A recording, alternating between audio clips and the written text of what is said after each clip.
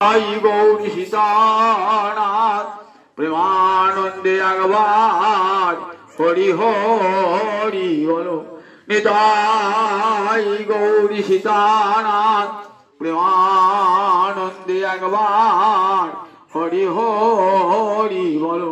নিতাই গৌরী সীতানাথ প্রেমানন্দে একবার হরি হরি বলো। চরণ আমার কোটি কোটি দণ্ডবত প্রণিপাত।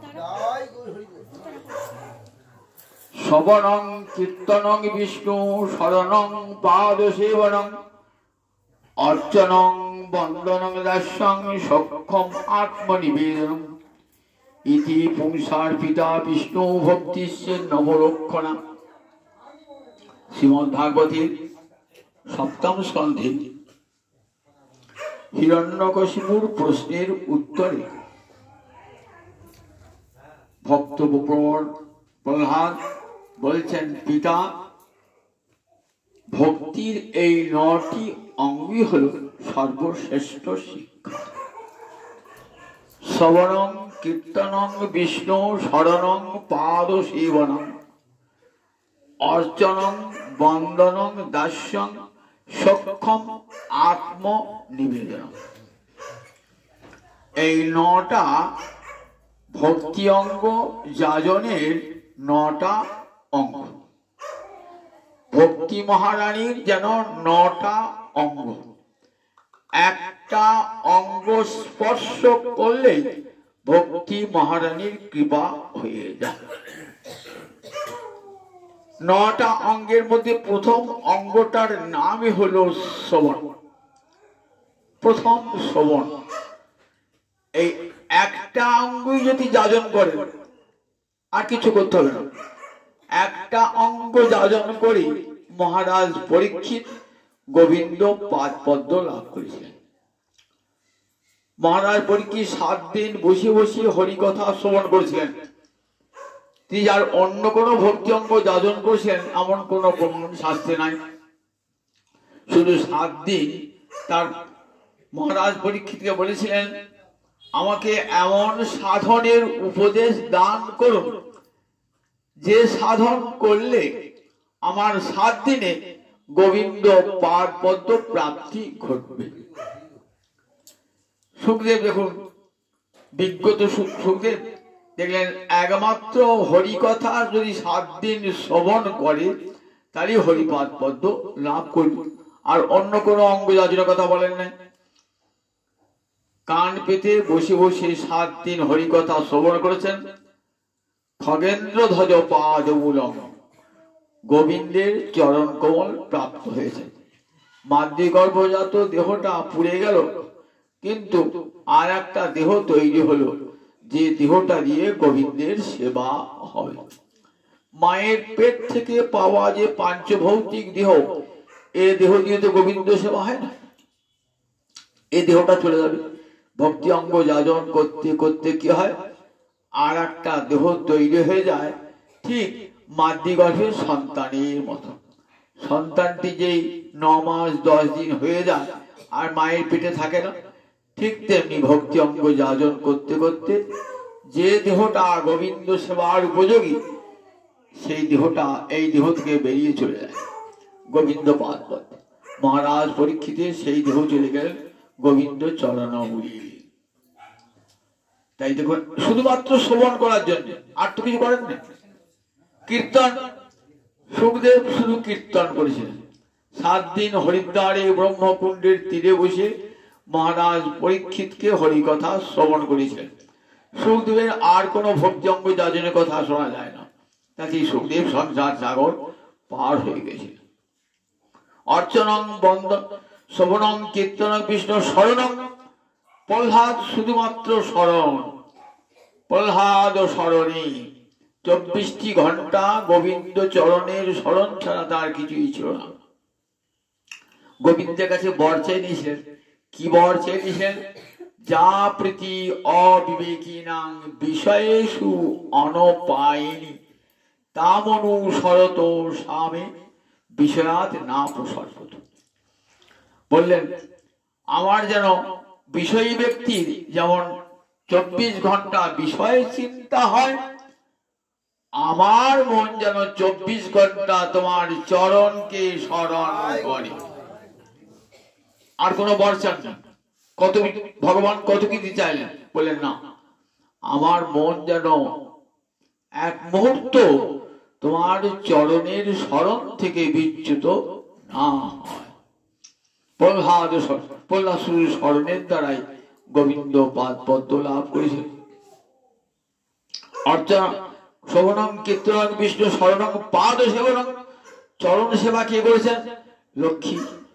24 ঘন্টা গোবিন্দের চরণ সেবায় তিনি রত হয়েছেন। বক্ষে রয়েছেন, তথাপি তার কি অভিমান, পতিব্রতা শিরোমণি লক্ষ্মী, যে আমি গোবিন্দ চরণ সেবিনী, গোবিন্দ চরণ সেবা করব। দাসী অভিমানী, লক্ষ্মী পাদ সেবনে। শ্রবণং কীর্তন বিষ্ণু স্মরণং পাদ অর্চনং, অর্চনা কে করেছেন? পৃথু রাজা।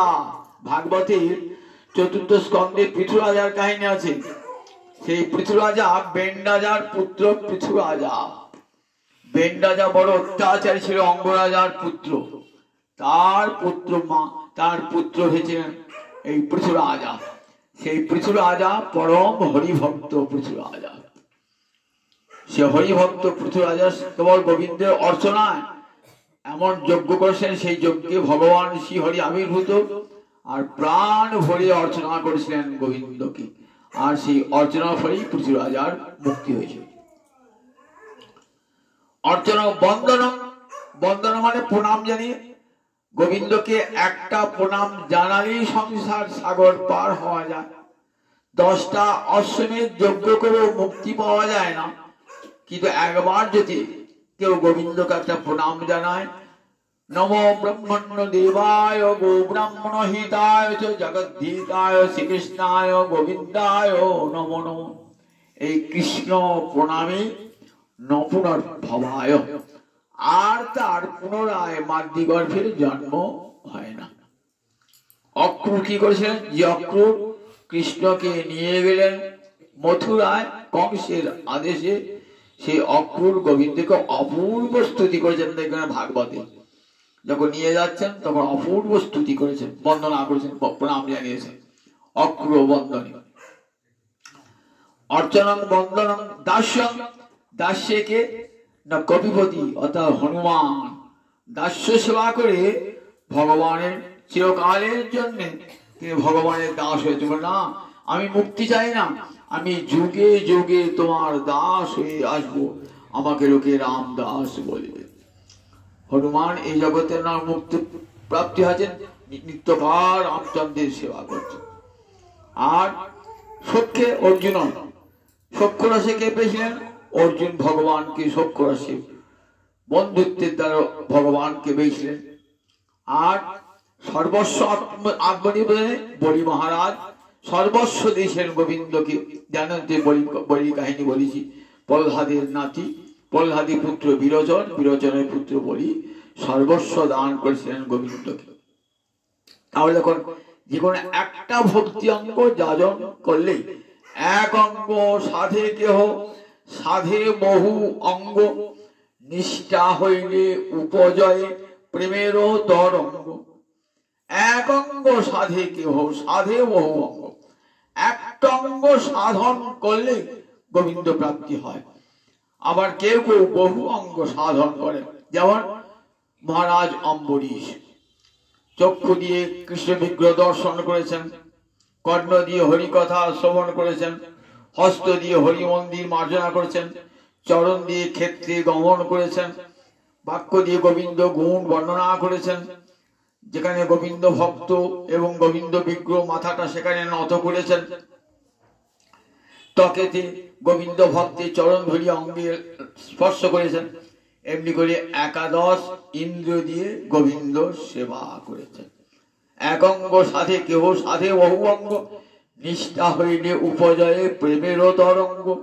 বলেন একটাতে যদি নিষ্ঠা হয় তাহলে কৃষ্ণ প্রেম লাভ হয়ে যায়। আর এই কৃষ্ণ প্রেম ছাড়া কখনো কৃষ্ণ সেবা পাওয়া যায় না। কৃষ্ণ প্রেম ছাড়া কখনো কৃষ্ণ সেবা পাওয়া যায় না। মুক্তি হতে পারে, কিন্তু কৃষ্ণ সেবা, কৃষ্ণ প্রেম ছাড়া হবে না। দুর্যোধন দুঃশাসন কাছে তো কৃষ্ণকে পেয়েছেন, কিন্তু কৃষ্ণ সেবা তো পান নাই। কিন্তু মহারাজ যুধিষ্ঠির, বিদুর কৃষ্ণ সেবা পেয়েছেন, নিজ হাতে গোবিন্দের সেবা করেছেন। দুর্যোধনের সেবা তিনি গ্রহণ করেন নয়। প্রেম ছাড়া কৃষ্ণ সেবা হয় না। দেখুন, একই গোবিন্দ দুর্যোধনের কাছেও রয়েছে, যুধিষ্ঠিরের কাছে রয়েছে, বিদুরের কাছে রয়েছে। দুর্যোধন দেখছে শত্রুরূপে ভগবান বলে স্বীকারই করে না। দুর্যোধন কত খাবার সাজি বসে আছে, গোবিন্দ আমার গিয়ে খাবে আজকে। খেলেন গোবিন্দ, সেবা নিলেন, সেবা নিলেন, কারণ দুর্যোধন হৃদয় প্রেম শূন্য বলে গোবিন্দ গ্রহণ করলেন না। দুর্যোধন তো কত কত মূল্যবান মূল্যবান আহার্য দ্রব্য নিয়ে আসছে, বসে আছেন সোনার থালে, কত আদর করে ভগবানকে খাবেন, ভগবান তো খেলেন না, কারণ প্রেম নাই বলি খান না। গীতা তো বললেন যে পত্রং পুষ্পং ফলং তোয়ং জমে ভক্তা বলছে।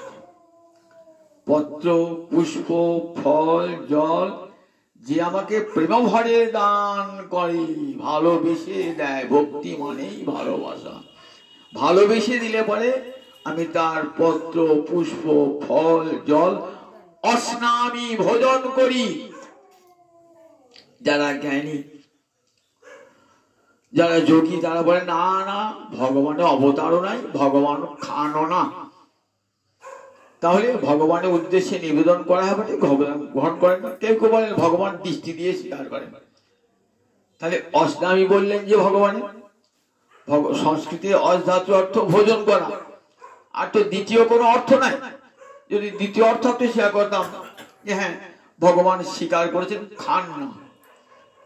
কিন্তু অধাতু মানে অস্নামি, এই অধাতু অর্থাৎ ভোজন করা ছাড়া অন্য কোনো দ্বিতীয় অর্থ হয় না।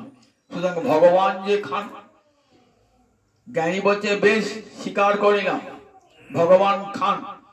তা বলছেন দেখো ভগবান খান, তুমি বলছো পত্র পুষ্প ভগবান খায় কি করে? তা বলছে হ্যাঁ হ্যাঁ, ভগবান পত্র পুষ্প খান। তার প্রমাণ দেখবে। কি প্রমাণ? বিদুরের পত্নী ভগবান কি খাইয়েছেন? ভগবান খুব ক্ষুধার্ত হয়ে কার কাছে গিয়েছেন না, বিদুরের গৃহে ভগবান গিয়েছেন। বিদুর তখন নাই, বিদুরের পত্নী গৃহে আছেন।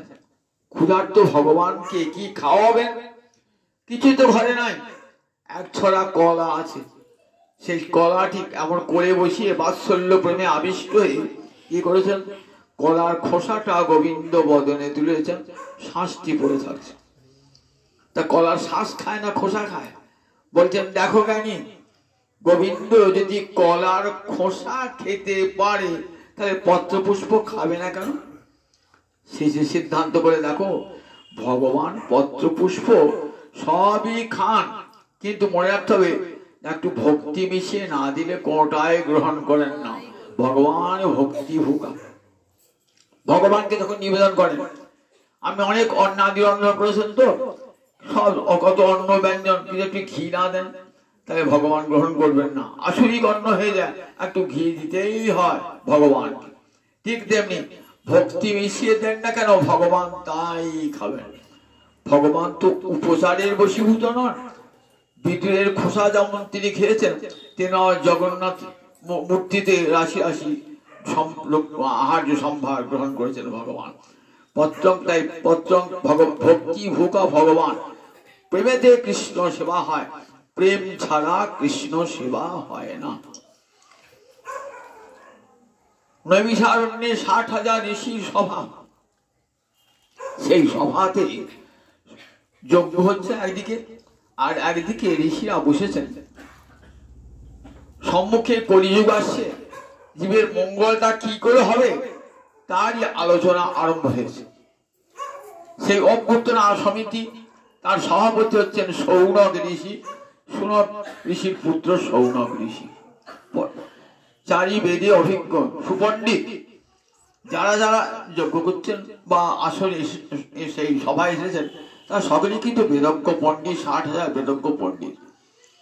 সেখানে এসেছেন কে? সুত গোস্বামী। সুত গোস্বামীকে বলছেন যে মুনিবর, বলছেন পুংসাং একান্তত শ্রেয় তন্ন সংসিতুম অর্হসি। পুংসাং মানে সর্বজীবানাং, সমস্ত জীবের যা ঐকান্তিক মঙ্গল। একান্তত শ্রেয়, একান্ত মানে এক, অন্তে যার, শেষে একই থাকবে, আর অন্য কোনো চিন্তা থাকবে না। বলেন ঐকান্তিক শ্রেয়, একমাত্র মঙ্গল কিসে হয়? আপনি কৃপা করে আমাদের শোনান। আচ্ছা, তারা সুত গোস্বামীকেই বললেন কেন? তারা জানেন এই সুত গোস্বামী, তিনি সুত হলো কার শিষ্য? তার গুরু ছিল বিরাট, কে? সুখদেব, ব্যাসনন্দন সুখদেব, যার মুখে হরিকথামৃত তিনি শ্রবণ করে 7 দিন ব্যাপী শ্রবণ করে অন্ন জলাদি ত্যাগ করে 7 দিন নিষ্ঠা ভরে হরিকথা শ্রবণ করেছিলেন। 2টি নয়ন জলে যে স্থানটি ছিল সেই স্থানটি সিক্ত হয়ে গেছিল নয়ন জলে। যখন সব ঋষিরা 7 দিন পাঠ হয়ে গেল তো সুখদেবের, এবার সুখদেব চলে যাবেন কোথায়? জগাম ভিক্ষুবি সার্ধম, অন্যান্য সন্ন্যাসীদের সঙ্গে সুখদেব চলে যাচ্ছেন। তখন সমস্ত সত্যিবৃন্দ উঠে দাঁড়িয়েছে, উঠে দাঁড়িয়ে বলছেন, হে মুনিবর, আপনার মুখপদ্ম বিনিশ্চিত এমন হরিকথামৃত আমরা আর কোথায় কবে শুনব? তখন আর তো কথা বলবেন না, সুখদেব হরিকথা বলা শেষ হয়ে গেছে, আর কথা বলে মৌনী। তখন অঙ্গুলেশ করেছে অসৌ বক্সতি, এরপর তোমাদেরকে হরিকথা শোনাবে ওই লোকটি। এই যে অঙ্গুলি নির্দেশ করে যাকে দেখালেন না, তিনি হলেন সুত গোস্বামী। এই সুত গোস্বামী পাদ বলরামের কৃপা লাভ করেছিলেন। বলরামের কৃপাতেই ভাগবতজ্ঞ হতে পেরেছিলেন। নৈমিষারণ্যে পুরাণ পাঠ হচ্ছে, হরিকথা হচ্ছে। সুত গোস্বামীর পিতা রোমহর্ষণ ঋষি কৃষ্ণ কথা বর্ণনা করছেন, ঋষিরা শুনছেন। নামটা তো রোমহর্ষণ মানে শুনতে শুনতে গায়ের রোম হৃষ্ট হয়ে কেঁপে উঠত, এমন কৃষ্ণ কথা বলতেন। বলরাম কুরুক্ষেত্র যুদ্ধের পূর্বে বলরাম বললেন, আমি এই যুদ্ধ দেখব না, কারণ এই যুদ্ধে কৌরবদের বিনাশ হবে, আর সেই সঙ্গে আমার শিষ্য দুর্যোধনের বিনাশ হবে, আমি সচক্ষে দেখতে পাচ্ছি। তা নিজ শিষ্যের বিনাশ জগতে কোন গুরু দেখতে চায়? তাই ভাবলেন আর আমি যুদ্ধে থাকবো না, আমি চলে যাবো। বলরাম পরপক্ষই ডান্নায় চলে গেলেন। তীর্থে তীর্থে ঘুরছে, ঘুরতে ঘুরতে নৈমিষারণ্যে এসে হাজির হয়েছে। বলরামকে দেখে ভগবান সবাই উঠে দাঁড়িয়েছেন, কিন্তু রোমহর্ষণ ঋষি উঠলেন না। বলরামের ক্রোধ হয়ে গেল। বলরামের ক্রোধটাও তো কৃপা। রোমহর্ষণ ঋষি কিন্তু ঠিকই করেছেন, ব্যাসাসন থেকে ওঠেন নাই, কিন্তু বলরামের দেখুন এই কৃপাটা পাওয়ার জন্য কি হলেন? বলরাম ক্রুদ্ধ হয়ে গেলেন। ক্রুদ্ধ হয়ে একটা কুশ নিক্ষেপ করলেন। সেই কুশটা কি করলেন? ওই রোমহর্ষ ঋষির মুন্ড আর ধর দুটোকে পৃথক করলেন। ঋষিরা হাহাকার করলেন, এ কি করলেন প্রভু? অস্মাভি ব্রহ্মাসনং দত্তম, ও সুত হলো আমরা ওকে ব্রাহ্মণের আসন দান করিয়েছিলাম, যদিও জাতিতে ব্রাহ্মণ নয়, তথাপি আমরাকে ব্রাহ্মণের আসন দান করিয়েছিলাম। অস্মাভি ব্রহ্মাসনং দত্তম, সুতরাং ওই আসনে বসে যখন হরিকথা বলেছেন ব্রাহ্মণ, সুতরাং ব্রহ্মবদের ভাগী হলেন আপনি। বললেন বেশ, তোমাদের কথা মেনে নিলাম, বলো কি প্রায়শ্চিত্ত করতে হবে? তা বললেন ভারতবর্ষের যত তীর্থ আছে সব তীর্থে আপনাকে স্নান করতে হবে। আর একটা কাজ করতে হবে, আমি যে যজ্ঞ করছি না, সেই যজ্ঞে একটা রাক্ষস ইল্লল নামে এক দানব সেই যজ্ঞটা বিঘ্ন করছে, সেই দানবটাকে বিনাশ করব। বলরাম তাই করে বলছেন, দেখো আপনার যদি ইচ্ছা হয় আমি কিন্তু এই রোমহর্ষ ঋষিকে এখনই পুনরায় জীবিত করে দিতে পারি, আপনারা চান কি?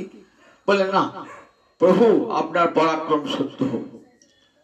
তো বলেন তাহলে তোমার এই কৃষ্ণ কথা শোনাবে কে? বলে এর পুত্র আছে? তো বলে হ্যাঁ। আমি আশীর্বাদ করলাম এর পুত্র পিতার মতন বাগ্মী হবে, পিতার মতন ভক্তিমান হবে, পিতার মতন সর্বশাস্ত্রজ্ঞ হবে এবং তোমাদের হরিকথা শোনাবে।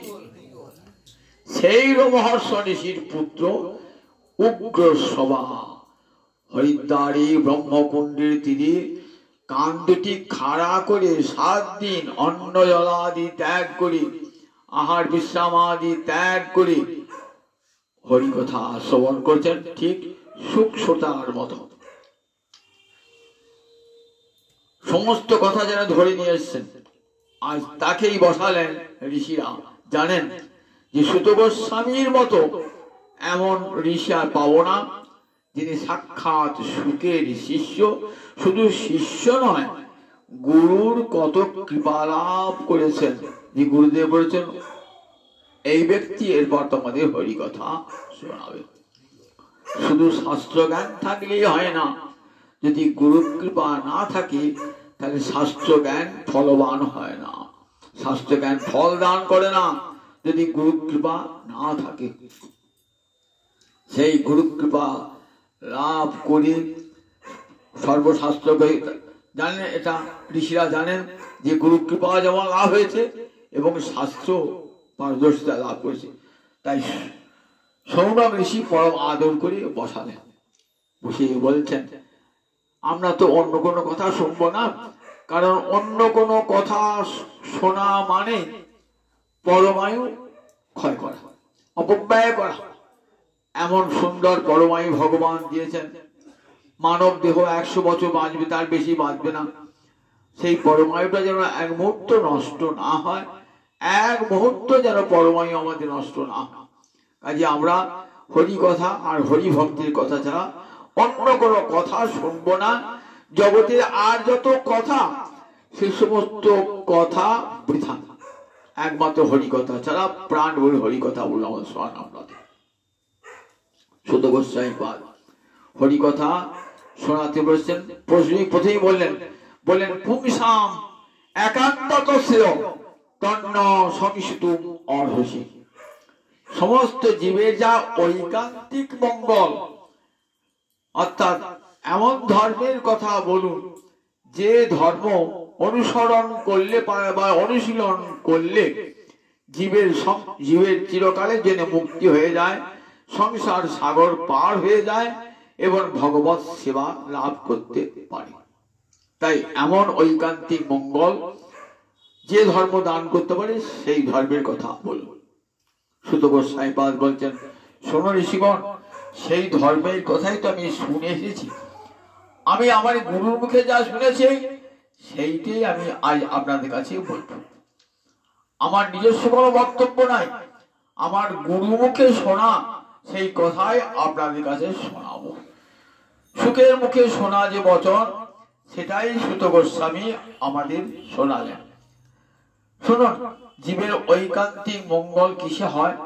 সবই পুংসাং পরধর্ম যত ভক্তি রধকসজে অহরিতুকি অপ্রতিহতা জয়া আত্মা সুপ্রসিদ্ধি।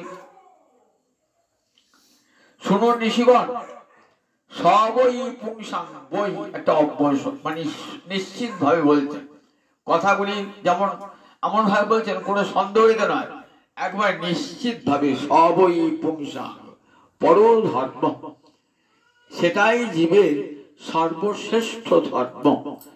যত ভক্তি অধক্ষজে, যত মানে যা হতে, অধক্ষজ মানে গোবিন্দ, গোবিন্দে ভক্তি জন্মায় যে ধর্ম হতে, সেটাই জীবের শ্রেষ্ঠ ধর্ম। গোবিন্দের একটা নাম অধক্ষজ, অধঃসজ কেন গোবিন্দের নাম? মানে অক্ষজ জ্ঞানের উপরে তিনি।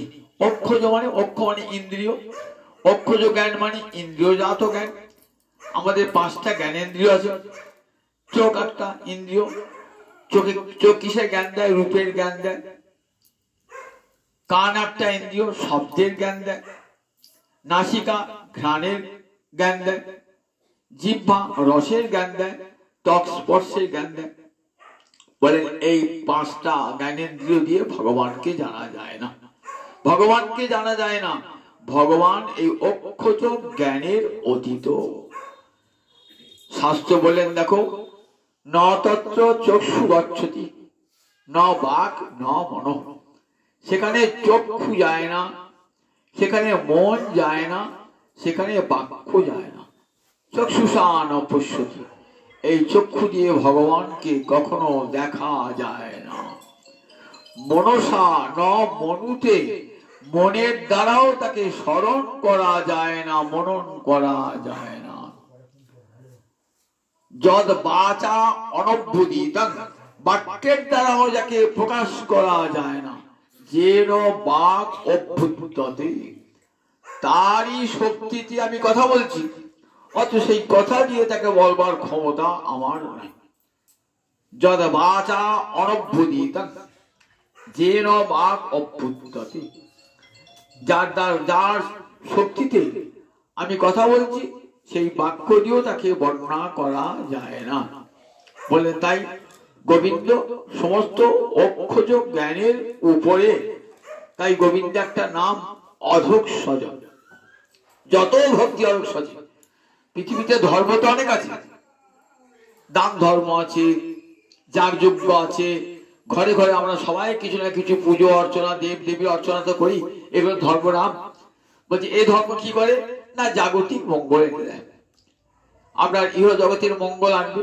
কিন্তু আপনার জন্ম মৃত্যু নিরোধ করবার ক্ষমতা এসব ধর্মের নাই, বা সংসার সাগর পার করে দেবার ক্ষমতা নাই। আপনি প্রচুর দানশীল লোক, প্রচুর দান করেন, অনেক যজ্ঞ করেছেন, বলে এগুলো পুণ্য লাভ হবে। পুণ্য রেখে কত দূর যাবেন? ওই 14 ভুবন শেষ গতি, উপরে সপ্তলোক আর নিচে সপ্তলোক, 14 ভুবন। এই 14 ভুবনের বাইরে আপনার আর যাবার ক্ষমতা নাই। যত দান যত পুণ্য করুন না কেন, যত দেব দেবীর অর্চনা করুন না কেন, ঊর্ধ্ব লোকে যাবেন। কবু স্বর্গে উঠায়, কবু নরকে ডুবায়। পাপ করলে নিচে যাবেন, পুণ্য কর্ম করলে উপরে উঠবেন। উপরে উঠে কি হবে? আবার কিন্তু নেমে আসতে হবে। গীতায় পড়েছেন তো, আবার কিন্তু নেমে আসতে হবে। দেবলোকে গেলেও আবার নেমে আসতে হয়।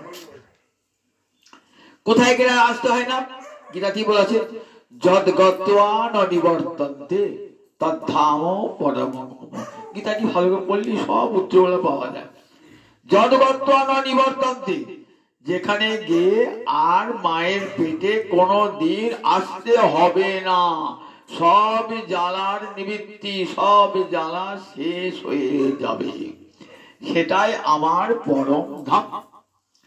আর যতদিন ঊর্ধ্বলোকে যাই কেন, যত পুণ্য করি না কেন, আবার আমাকে ফিরে আসতে হবে। সে দেবযান মার্গেই যাই আর পিতৃযান মার্গেই যাই, যে মার্গেই যাই না কেন, আবার কিন্তু আমাকে ঘুরে ঘুরে আসতে হবে।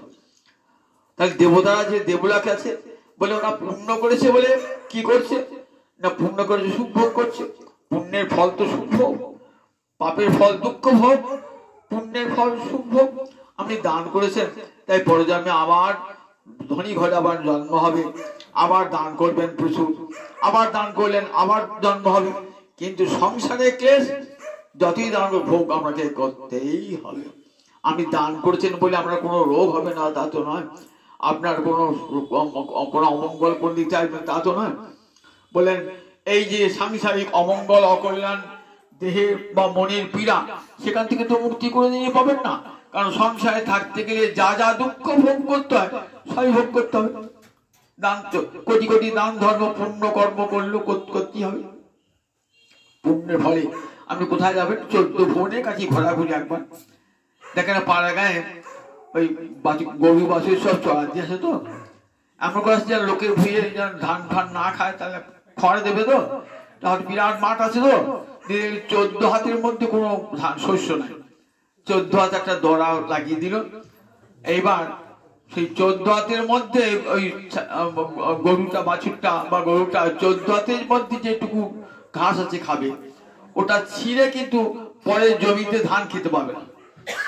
14 হাত দড়া, ঠিক তেমনি 14 হাত দড়ায় যত পাপ যত পুণ্য করুন না কেন, এই 14 ভুবনের বাইরে যাবার আর ক্ষমতা নাই। ওই গরুর যেমন 14 হাতের বাইরে যাওয়ার ক্ষমতা নাই, ঠিক তেমনি ওই 14 ভুবনের বাইরে যাওয়ার আর জগতের যত ধর্ম, দান করুন, আমরা গারস অতিথি সেবা করুন, যে যে ধর্মগুলো বলেছেন করতে আমাদের স্মৃতিশাস্ত্রে, যে সংসার থাকলে সংসারী মানুষের এই ধর্ম, গৃহী সন্ন্যাসী মানুষের এই ধর্ম, ক্ষত্রিয়ের এই ধর্ম, সেই ধর্মগুলা পালন করলে কি হবে না, সেই ধর্মগুলো পালন করলে পুণ্য লাভ হবে।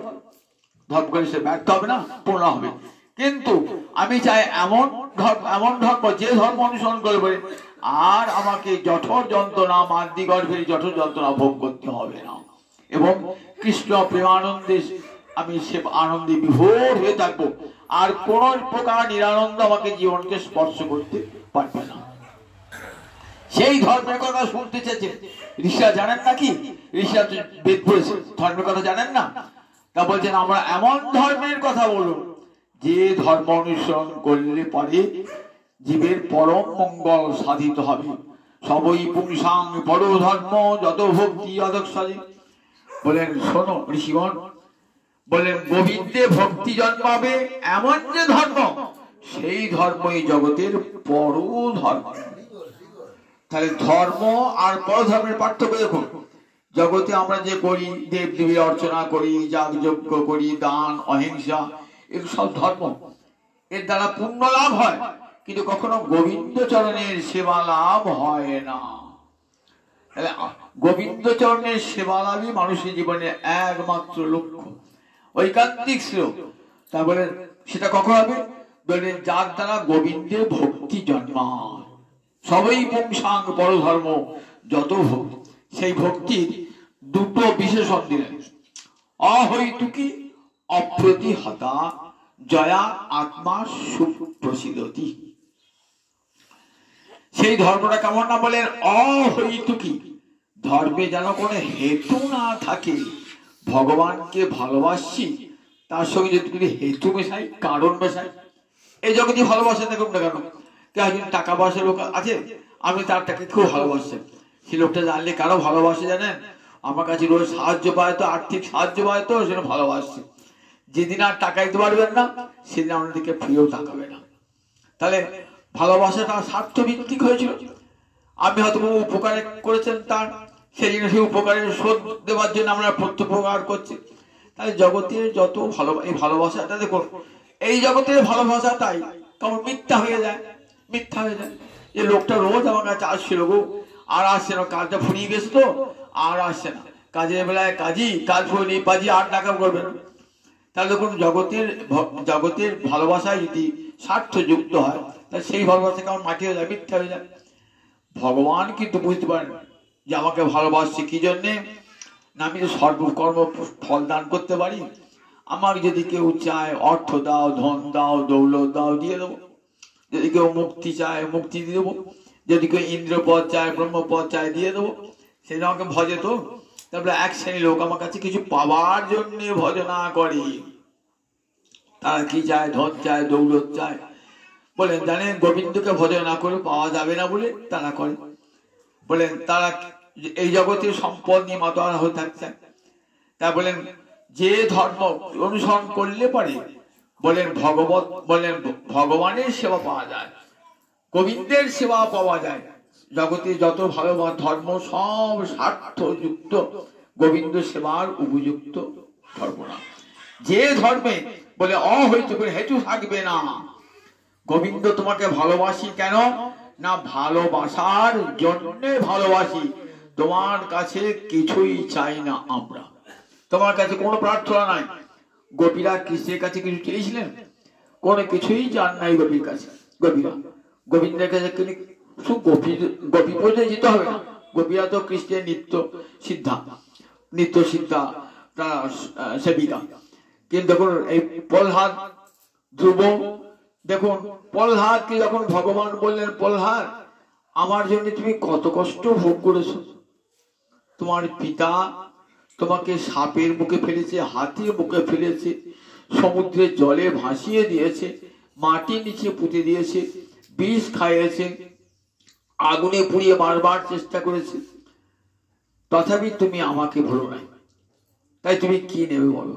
বললেন, প্রভু আমি তো কিছু নেবার জন্য আপনাকে ভজনা করি নাই, কিছু নেবার জন্য। বললেন, তাহলে মুক্তিটা না, মুক্তিটা? বলে, না না, আমি তো শুধু নিজের মুক্তি চাই না। দেখেছেন ভক্তের অন্তর কেমন? আমি যারা নির্জনে গিয়ে, কত সাধু ঋষি নির্জনে গিয়ে ভজনা করছে নিজের মুক্তির জন্য। আমি নিজের মুক্তি চাই না প্রভু, জগতের কত জীব কত কষ্ট পাচ্ছে, দুঃখ পাচ্ছে, তাদের সব দুঃখ জ্বালা দূর হয়ে যাক প্রভু, এই প্রার্থনা। আর আমি অনায়াসে সংসার সাগর পার হয়ে যাব প্রভু। কাবুকে পার হবে না? তোমার তদ্বীর্য গায়ন, তোমার মহিমার কথা কীর্তন করতে করতে আমি সংসার সমুদ্র পার হয়ে যাব। আমি সংসার সাগর পার হওয়ার কথা ভাবি না। প্রহ্লাদ কোন কিছু ভগবান দিচ্ছে, প্রহ্লাদকে সব দিতে পারতেন, কিন্তু প্রহ্লাদ কিছুই দিলেন না। একেবারে পরধর্ম কামনা করুন, কোনো কিছুই প্রহ্লাদ গ্রহণ করলেন না। বললেন, না আমি চাই না প্রভু, আমাকে আশীর্বাদ করো, আমার অন্তরে যেন কোনোদিন কামনা বাসনা জাগ্রত না হয়। কামনার বীজ অবিদ্যা, তাকে ধ্বংস করে দাও প্রভু। অন্তরে কামনা থাকলে কোনদিন তোমাকে ভালোবাসতে পারবো না। তোমার ভালোবাসায় যেন বিন্দুমাত্র স্বার্থ না থাকে, আমার ভালোবাসা যেমন নিখুঁত হয় প্রভু। তাই আমাদের অন্তরে যেন আমাকে এই বর দাও, আমার অন্তরে যেন কামনার বীজ ধ্বংস হয়ে যায়, কোনো কিছু যেন না যায়। চাইলেন না। মা কুন্তি দেবী, দেখুন যে কুন্তি দেবী যখন যাচ্ছেন না, তখন বললে, মা তোমাকে সুখের সাগরে ভাসিয়ে দিলাম, মা দেখো আমি কত কষ্ট করছি, তোমার ছেলেরা দেখো, তুমি আজ তো রাজরানী হয়েছে, রাজ ঐশ্বর্য ভোগ করো, একদিন কত দুঃখ কত কষ্ট পেয়েছো। বলে, না না বাবা, আমি তো এই রাজ ঐশ্বর্য ভোগ করতে চাই না। শোনো গোবিন্দ, আমি কি চাই? সম্পদ দেবে? না না, আমি সম্পদের জন্য তো তোমাকে ডাকি নাই, সম্পদ রাখো নাই, তাহলে কি রেখেছো? বললেন, দেখো প্রভু, আমি তোমাকে দেখতে পাবো সবসময়, এই জন্য আমি তোমাকে রাখি। তা বলছেন, তাহলে তুমি কি চাও মা বলো?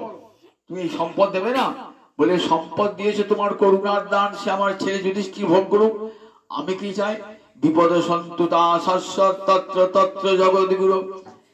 হে জগৎগুরু গোবিন্দ, আমাকে সেই বিপদ দাও যেই বিপদ আমি তোমার দেখা পাবো। দেখেছেন তো কেমন ভগবান কি চাইছেন? যে সেই বিপদটা, বিপদ সন্তু শাশ্বত, বিপদটা আমার চিরস্থায়ী হোক, বিপদ সন্তু শাশ্বত। আমার বিপদ, জগতে কি বিপদ চায়? একদিকে বিপদ, একদিকে গোবিন্দ, কোনটা নেবে? বিপদ পেলে গোবিন্দ পাবে, আর বড় দরকার নাই, গোবিন্দকে দরকার নাই, বিপদে না আসে, সম্পদ আসে। আর মা কুন্তি বলছে, না, আমার বিপদ আসে আসুক, বিপদেই তো তোমাকে পাবো, তাই বিপদটাই আমার আসুক।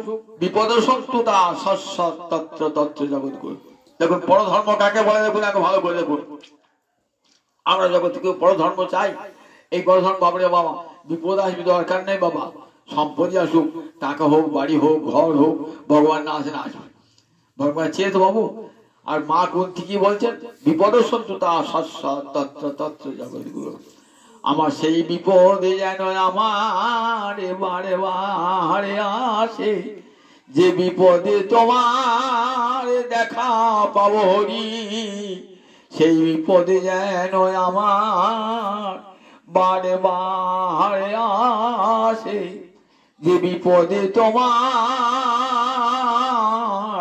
দেখা পাবো হরি, সেই বিপদে যেন আমার বারে বারে আসে।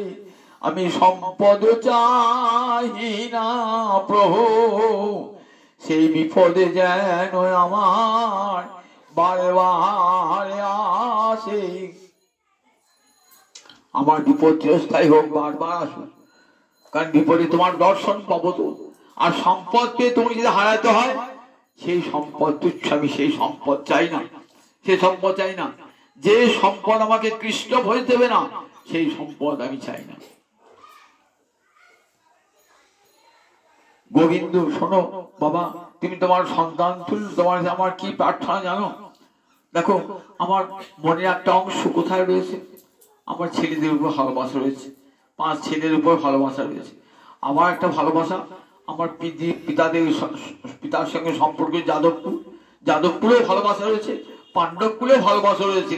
আমার ভালোবাসাটা ভাগ হয়ে যাচ্ছে, তোমাকে সবটা দিতে পারছি না, মনের 16 আনা। তুই আমাকে আশীর্বাদ করো, ওই দুটো ভালোবাসা চলে যাক আমার। ওই পাণ্ডবদের প্রতি ভালোবাসা, যাদবদের প্রতি ভালোবাসা চলে যাক, আমার মনের 16 আনা ভালোবাসা তোমার চরণে যা।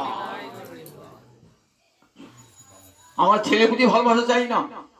পাণ্ডবরা আমার যে ভাইয়েরা রয়েছে তাদের প্রতি, বসুদেব, তাদের প্রতি যা ভালোবাসা, আমার পিতৃকুলের প্রতি ভালোবাসা, সেটাও চাই না। আমার ভালোবাসা ভাগ হয়ে যায় না, আমার মনের 16 আনা ভালোবাসা তোমার চরণে যা। এই 16 আনা ভালোবাসা না দিলে ভগবানকে পাওয়া যায়? আমাদের মনটা কোথায় দেওয়া? আমার মনটা খানিকটা স্ত্রীতে দেওয়া, খানিকটা পুত্রে দেওয়া, খানিকটা আত্মীয় দেওয়া, খানিকটা স্বজনকে গ্রহণকে দেওয়া। মনটা দিয়ে রেখেছি বহুজনকে, দিব যে গোবিন্দ তোমাকে আমি মন দিলাম। গোবিন্দ বলছে মনটা আমাকে দিয়েছে দেখি একবার। আমি একটা লোককে গুরুদেব করে, গুরুদেব এই বাড়িটা আমাকে দান করে না। গুরুদেব বাড়িটা দেখছি দলিল খানা খুলেছে, 5 জায়গায় মর্টগেজ আছে বাবা, ব্যাংকে লোন আছে, ও বড় কাছে লোন নিয়ে 7 জায়গায় লোন নিয়েছে, দিয়ে গুরুদেবকে দান করছে। গুরুদেব বাড়িটা বিক্রি করলাম, লোন শোধ হবে না, এই বাড়ি দান করা কি জন্য দান করা রে, ফিরে দেবে। ঠিক আমাদের কেমন ভগবানকে মনটা দিচ্ছি, কেমন আমার মনটা খানিকটা স্ত্রীতে, খানিকটা পুত্রে, খানিকটা আত্মীয় স্বজনে, অর্থে, বৃত্তি মনটা দিচ্ছে। গোবিন্দ তোমাকে মনটা দিলাম, দেখি তুই মনটা আমাকে দিয়েছিস কিনা। দেখছি মনটা তো মর্গেজ দেওয়া, সব জায়গায় মর্গেজ দিয়ে গেছি মনটা, সেই মনটা আমাকে দিতে আসিস। বিশ্বদেব বলছেন জীবনের শেষে, প্রভু এর আগেবারে তোমাকে কতবার মন দিতে চাইছি, কিন্তু তুই মন নাও নাই। কেন নাও নাই না, সে মনটা আমার 5 জায়গা বন্ধক ছিল। এখানে পাণ্ডবদিকে ভালোবাসতাম, পিতাকে ভালোবাসতাম, মাতাকে ভালোবাসতাম। প্রভু আজ আমি যখন সরস্বজ্জায় সাহিত্য প্রভু, আর কারোর প্রতি ভালোবাসা নাই, আমার সব ভালোবাসা তোমার চরণে অর্পণ করলাম। ইত্থম্পতি বিতৃষ্ণা উপকল্পিতা, আর তৃষ্ণা শূন্য বিষয় ছাড়িয়া কবে শুদ্ধ হবে মন। বিষয়ের মধ্যে থাকলে তো মন আর শুদ্ধ হবে না, আর মন শুদ্ধ হয় না বলে ভগবান নেন না। ভগবান কোনো অশুদ্ধ জিনিস দেন নাকি? অশুদ্ধ অপবিত্র জিনিস ভগবান নেন? যে মনটা অশুদ্ধ অপবিত্র হয়ে রয়েছে, সেই মনটা তো গোবিন্দ নেন না। বিষয় ছাড়িয়া, তাই নিতাই চাঁদ কৃপা করো, বিষয় ছাড়িয়া কবে শুদ্ধ হবে মন। কবে হামহের অবশে মধুরী বৃন্দাবন। বৃন্দাবনে কেউ আনন্দ পায় না, কারণ মন তো অশুদ্ধ মন, অশুদ্ধ মনে তো বৃন্দাবন দর্শন হয় না। যেদিন মনটা শুদ্ধ হবে সেদিন আর বৃন্দাবন যেতে হবে না, সব সময় বৃন্দাবনকে দর্শন হবে। এই মন শুদ্ধ না হলে সেই শুদ্ধ মন তো ভগবান গ্রহণ করবেন না, অশুদ্ধ মন তো ভগবান গ্রহণ করবেন না। অশুদ্ধ জিনিস ভগবান না নাকি? অপবিত্র অন্ন ভগবানকে দেন, ভগবান গ্রহণ করবেন কি? ভগবান গ্রহণ করবেন না। ভগবানকে সবসময় শুদ্ধ অন্ন ভোজ্য দিতে হবে, তবে তো গ্রহণ করবেন। তাই যদি শুদ্ধ মন না দিলে ভগবান গ্রহণ করবেন। তাই দেখুন, কখনো যদি মনে হেতু যেন না থাকে, কোন হেতু কারণ যদি মনের মধ্যে থাকে, ভগবানকে ভালোবাসছি কি জন্য, ভগবানকে ভালোবাসি কি জন্য? মুক্তি পাবার জন্য, ভুক্তি পাবার জন্য, ইন্দ্রপদ পাবার জন্য, ব্রহ্মপদ পাবার জন্য। তাহলে হেতু হয়ে গেল। বলে ওই ভালোবাসা কোনো বড় ধর্ম হবে না। ওই জন্য ওর জন্য মেলা ধর্ম আছে, ওর জন্য মেলা ধর্ম আছে, করো না। এখানে কাছে হত্যা দাও গা, সেখানে কাছে হত্যা দাও গা, সেখানে মানসিক করো গা, কিন্তু ভগবানে অহৈতুকী গোবিন্দ সেবা পেতে গেলে অহৈতুকী সেবা, যেখানে কোন হেতু থাকবে না। যে ভালোবাসায় বিন্দু মাত্র হেতু থাকবে না। ধ্রুব দেখুন হেতু নিয়ে গেলেন, আবার সুখদেব বললেন যে আমরা তো বিষয়ী সংসারের মধ্যে থাকি, মনে কিছু না কিছু বিষয় ভাবনা থেকেই যায়। গোবিন্দ, তোমাকে তো শুদ্ধ বলে আমরা ভালোবাসতে পারি না, বিষয়ের মধ্যে থেকে কখনো বিষয় শূন্য মন তোমাকে দিতে পারি না। তা বিষয়ের মধ্যে রয়েছে প্রভু, দেখালেন বিষয়ের মধ্যে থেকে ভগবানকে ভজনা করো। ভক্তি মহারানীর কৃপা হলে অন্তর থেকে বিষয় দূর করে দেবেন। ধ্রুব অন্তরে বিষয় নিয়ে গেলেন গোবিন্দ ভজতে। কি চায়? যে আমার পিতা যে সিংহাসনে বসে নাই, আমার পিতামহ যে সিংহাসনে বসে নাই, আমার প্রপিতামহ ব্রহ্মা যে সিংহাসনে বসে নাই, আমার পিতা উত্তানপাদ যে সিংহাসনে বসতে পারেন নাই, তার পিতা মনু মহারাজ যে সিংহাসনে বসেন নাই, তার পিতা ব্রহ্মা যে সিংহাসনে বসেন নাই, আমি সেই রকম সিংহাসন চাই। এই মনে বিষয় ভাবনা নিয়ে তো গেলেন। যখন কৃষ্ণ দর্শন হলো তখন কি বললেন? কৃতার্থস্মি বরং ন যাচি, আমি কিছু কৃতার্থ, আমি কোনো বরে চাই না তোমার রাঙা চরণ ছাড়া, আমি আর কোনো বরে চাই না তোমার রাঙা চরণ ছাড়া, কোনো বরে চাই না। দেখুন ভক্তি মহারানীর এমন প্রভাব হৃদয়ে এসে অন্য সব কামনা দূর করে দিলেন। কামে লাগি কৃষ্ণ ভজে, পায় কৃষ্ণ রসে, কাম ছাড়ি দাস হইতে হয় অভিলাষে। সুখদেব বলেন, বেশ কামনা বাসা নিয়ে গোবিন্দকে ভজনা করো। গোবিন্দ কি করবেন? গোবিন্দের আগে ভক্তি মহারানী কি করবেন? তোমাকে পাঠাবেন তো সাজিয়ে গুজিয়ে পাঠাবেন। মেয়ে যখন শ্বশুর বাড়ি যায় না, তখন কি করে? মা ভালো করে সাজিয়ে গুজিয়ে দেয় মেয়েকে। ভক্তি মহারানী জননী তো গোবিন্দ পতির কাছে পাঠাবেন জীবকে, ভালো করে সাজিয়ে গুজিয়ে পাঠান, যেন মনে এতটুকু অশুদ্ধতা না থাকে, অপবিত্রতা না থাকে। সাজিয়ে গুজিয়ে ভক্তি মহারানীকে হৃদয়টা নির্মল করে দিয়ে যাও, এইবার গোবিন্দ সেবার উপযোগী হল। অষ্টসাত্ত্বিক ভাব বিকারে সাজিয়ে তবে ভক্তি মহারানী জননী পাঠিয়ে দেন গোবিন্দের কাছে। ধ্রুবে যখন মন থেকে আর ধুয়ো চাইলেন না, গোবিন্দকে, না প্রভু আমি যাই না, বরং যা আছে কৃতার্থস্মি, আমি কাজ খুঁজতে গিয়েছিলাম, হীরের টুকরো পেয়ে গেলাম।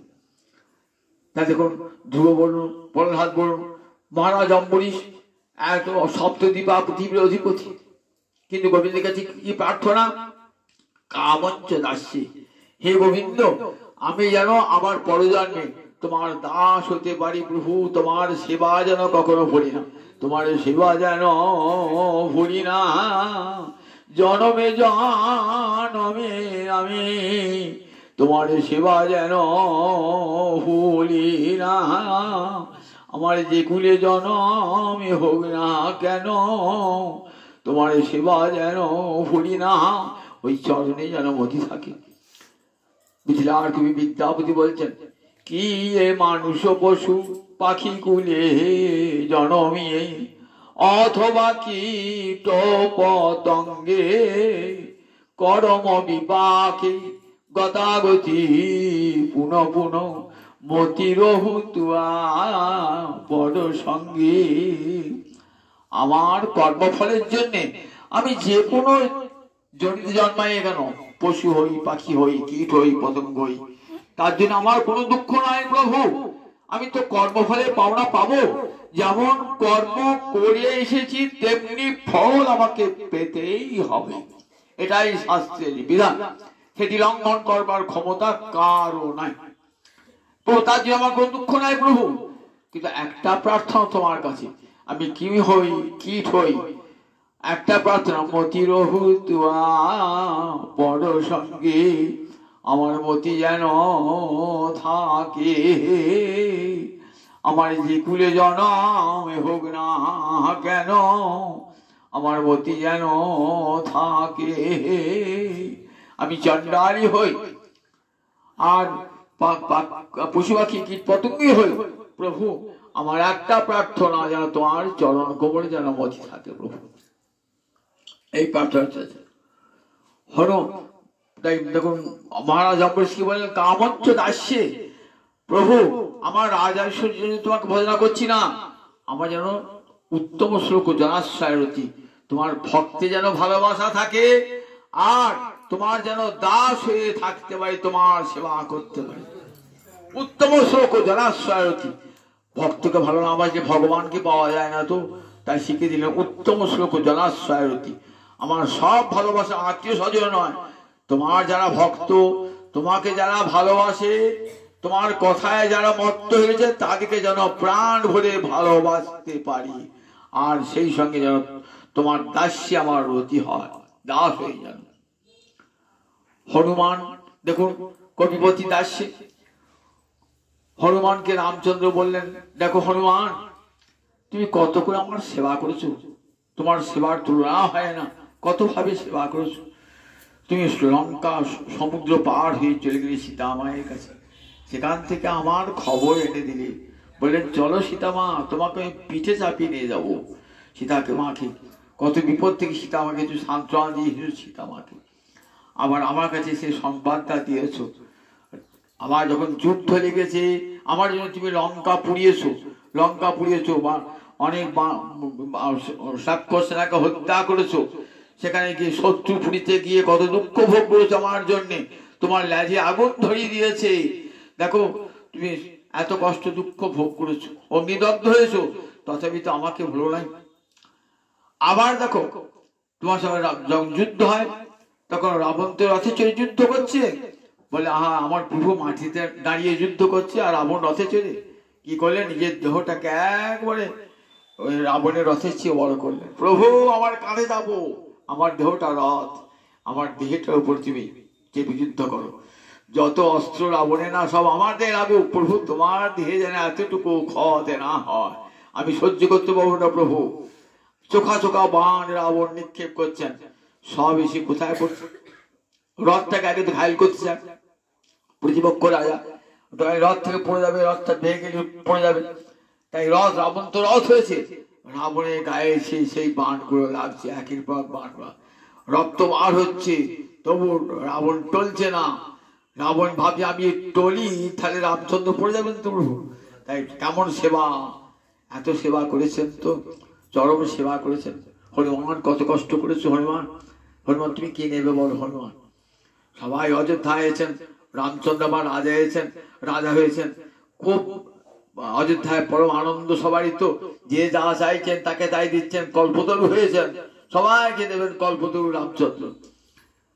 ভাবছে হনুমান কি চায় দেখি, আর হনুমানকে কি দেন, বলছেন রামচন্দ্র রত্নের মালা দেখিয়ে বলছেন, দেখো এই রত্নের মালা আমাকে বিভীষণ দিয়েছিল, তোমাকে দিলাম, তুমি নাকে শুনলে রাম অঙ্গের গন্ধ নেয়, দাঁতে কাটলে দেখলে দাঁতে রাম সীতার মূর্তি নেয়, ছুঁড়ে ফেলে দিলে, তাহলে এত বড় দামি মালা যা কোটি কোটি টাকা দাম নিলে না, তাহলে তুমি জগতে কোনো বস্তু নেবেন না, যত মূল্যবান জিনিস, তাহলে তোমাকে কি দেবো, আমার এক হাতে ভক্তি, এক হাতে মুক্তি। ভক্তি মানে ভোগ্য সম্পদ, তুমি যে স্বর্গ চাও স্বর্গ দেবো, ইন্দ্রপদ চাও ব্রহ্মপদ চাও দেবো, আর এক হাতে আছে মুক্তি, কোনটা নেবে বলো, এই দুটো আমি দিতে পারি।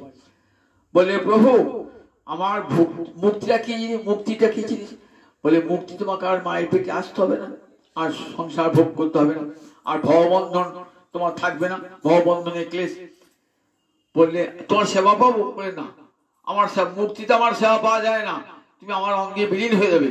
ও প্রভু ভববন্ধ ছিদেস্তস্পৃহামে মুক্ত ভবান প্রভু অহমেদাশয় ইতি যত্র বিলুপ্পতি। ভববন্ধ ছিদে অর্থাৎ ভববন্ধন ছেদনকারী যে মুক্তি, নস্পৃহা আমি সেই মুক্তি বাঞ্ছা করি না। তাহলে কি চাও তুমি, বলছি দেখো ভবান প্রভু অহমেদাস, তুমি যুগে যুগে আমার প্রভু হবে, আর আমি তোমার যুগে যুগে দাস হয়ে সেবা করব, এই প্রার্থনা আমি চাই।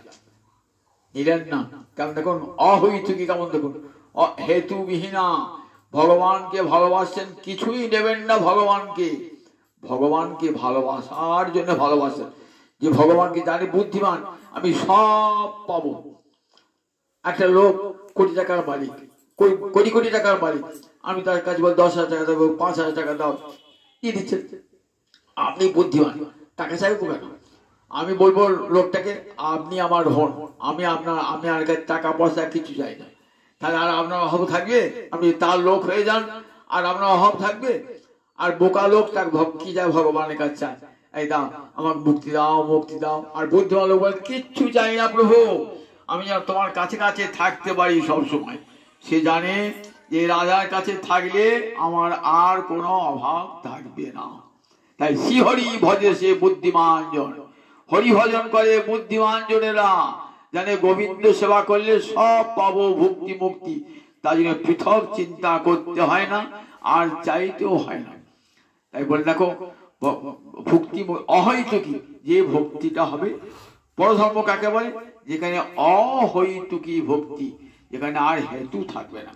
আর একটা বিষয় দিয়েছেন কি? অপ্রতিহতা। বলছেন ভক্তিটা কেমন না প্রতিহত হবে না। আমরা আমাদের ভক্তি প্রতি মুহূর্তে প্রতিহত হয়। ভগবানকে ভরে দিলাম তো স্ত্রী বাধা দিল, পুত্র বাধা দিল, স্বজন বাধা দিল, নিজের শরীর বাধা দিল, কত কম বাধা আসতে পারে। আত্মীয় স্বজন বাধা দিল, কত ভাবে বাধা আসতে পারে। ভগবান ভজন আমি যে নিশ্চিন্তে ভজন করব সেটুকু উপায়ও আমার নাই। সংসার এমন প্রতিকূল পরিবেশ হয়ে যায় যে আমি নিশ্চিন্তে ভগবানকে ভজতে বলতে পারি না। এমন আর্থিক দুরবস্থা এলো, আমি ভগবানকে তখন অন্য চিন্তা চমৎকার ভগবানকে ভজবো কি?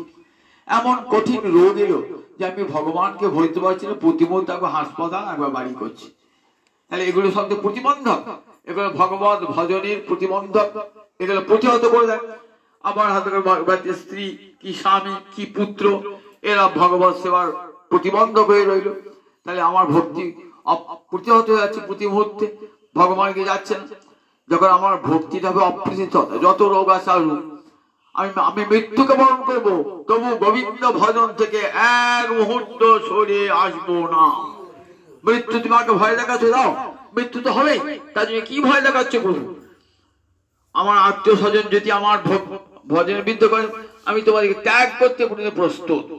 যে আত্মীয় স্বজন নিজজন হরি ভজনের বিরোধী, তাদেরকে ত্যাগ করলেও আমার কোনো শোক হবে না, দুঃখ হবে না। অপ্রতিহতা কেমন বলেন? উদাহরণ দিচ্ছেন কপিল দেব মা দেবতীকে, মদগুণ শ্রুতিমাত্রে নময়ী সর্বগুহাশয় মনোগতি অবিচ্ছিন্না যথা গঙ্গাম ভূষু। অম্বুধ বললেন, অম্বুধ সমুদ্রে গঙ্গাম ভূষু, অম্বুধ মানে জল, গঙ্গার জল যেমন সমুদ্রে যায় কেমন অবিচ্ছিন্ন গতিতে গঙ্গা যাচ্ছে। আপনি গঙ্গার তীরে দাঁড়িয়ে বলুন, গঙ্গা দাঁড়াও না একটু, আমার কথা শুনে যাও।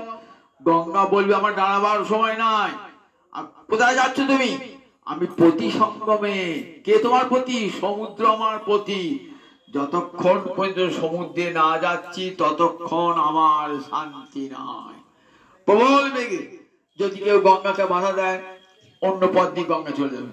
দেখেন গঙ্গার স্রোত এত আঁকাবাঁকা কেন? সমুদ্রে না পৌঁছানো পর্যন্ত গঙ্গার শান্তি নাই। সমস্ত বাধাকে লঙ্ঘন করে গঙ্গা চলেছেন সমুদ্রের দিকে।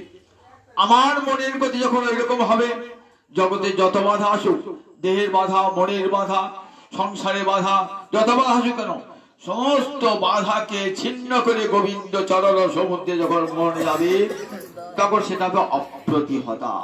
অপ্রতিহত মনে রাখবেন, সংসার কখনো ভজনে অনুকূল হয় না। গোবিন্দই দেন এই ভক্তকে সামনে বিপদগুলো। দেখতে চান যে সমস্ত বিপদকে তুচ্ছ করে আমার কাছে আসে কিনা। আপনি স্বর্ণকারকে সোনা বেচতে গেলেন, সে কষ্টি পাত্রে ঘষে দেখে নেবে যে সোনাটা খাঁটি সোনা কিনা। তাই ভগবানকে যখন ভুলে যাবে না, ভগবান দেখে নো ভালোবাসাটা দেখি খাঁটি বটে কিনা, ভেজাল আছে কিনা। শরীরে রোগ গেল, পাঠ শুনতে যাবো কি করে বাবা, শরীর রোগ হয়ে সরে যেতে পারছে, কারণ রোগটা তোমাকে বাধা দিল, হরি ভজনের ক্ষেত্রে বাধা দিল। আবার বাড়িতে সব বিরোধিতা করছে, স্ত্রী বল যেতে হবে না, পুত্র বল যেতে হবে না, ছেলে বল যেতে হবে না। আমি আর ভজন সাধন ছেড়ে দিলাম, মালা করছি, স্ত্রী এসে বলছে মালা করছি কেউ যাও, আর বাজার করে আমরা মালাটা ফেল দিলাম, বাজার করতে গেলাম।